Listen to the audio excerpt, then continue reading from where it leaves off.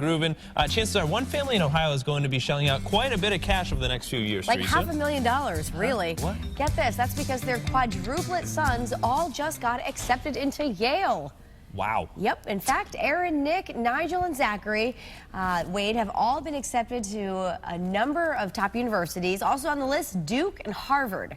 The foursome hasn't quite decided where they're going to go yet. I wonder if they're going to go as a foursome or if they'll go different places. Or be, like roommates, you know? Yeah. That'd be cool if they all went to Yale and roomed together. They'd be right in New Haven, We'd right? have them right here on the couch. We'd have CT to have stop. them on the show. Absolutely. That would be a no-brainer, you know? Great. All right, so when you have a medical emergency, most people call 911 or an ambulance, you would think, right? Typically, yeah, but it's a growing trend where some people are actually turning to ride apps like Uber and Lyft to head on over to the emergency room. Some riders think it's better because they can pick the hospital that they want to go to, perhaps get there faster than calling an ambulance. But depending on your insurance, the average cost of an ambulance can run anywhere between a couple $100 to $1,700.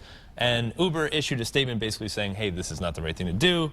Call an ambulance. My mom, I got a text from her a couple weeks ago. Ryan, I'm in the emergency room. Just wanted to let you know I just called a Uber.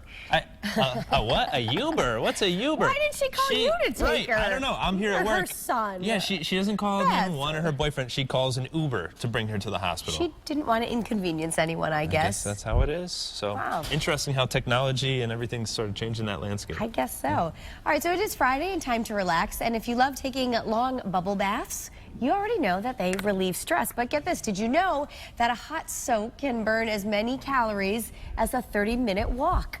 I love the sound of that. Wow. That's the result of a new study by British researchers. Participants spent an hour soaking in a tub and burned around, well, 140 calories. And they also say that it could lower your blood sugar after eating and improve your immune system. I'm not a bath guy. I get creeped out by baths, even my own.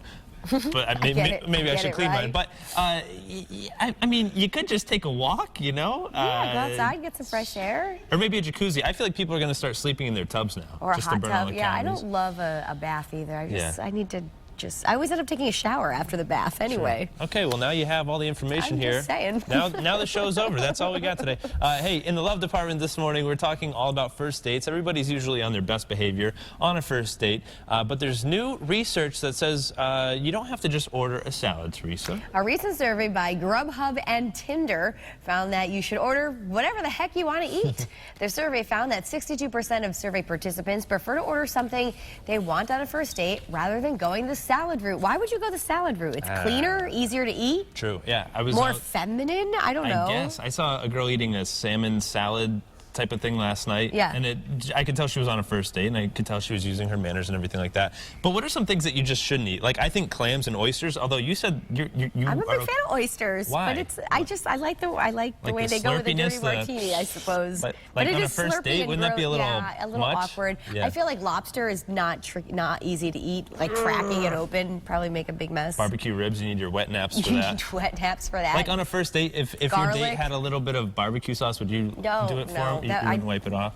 No, gross. Okay. Probably not. Well, now that we've all right, maybe we should stick to salads. Yeah. Maybe that's the moral of the story. Salads it is, yeah. Forget all the research. But hey, fellas in the dating department, if you really want to claw your way to the top of the dating pile, you better get a cat. Okay? Says you.